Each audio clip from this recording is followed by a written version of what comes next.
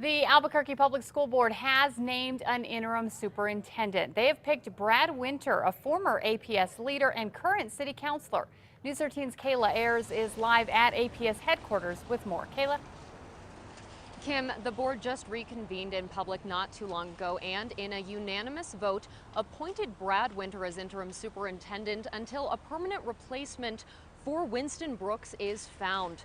Now, Winter is the former APS COO and a city councilor. He retired from the district at the end of this past school year, and he had been with APS for more than 20 years, starting as a teacher at Sandia High School. Last Friday, just 3 days into the school year, Brooks resigned as head of the state's largest school district.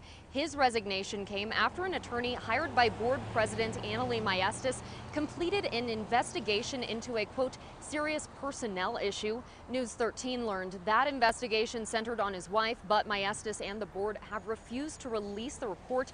The board, however, did agree to a $350,000 payout to make Brooks go away. The PED still has to approve Brooks's settlement agreement. APS then narrowed down the pool of candidates for interim superintendent to 4 last night. This morning, the board went into an executive session to interview those 4 candidates individually.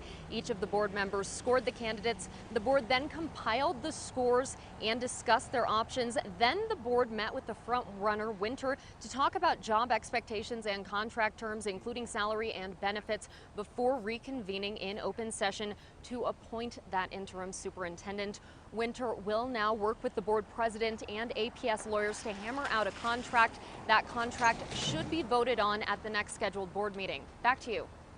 Thanks, Kayla. Now, the interim, Brad Winter, will be on an 8.5-month contract, we're told, and will serve until the board has named a permanent superintendent.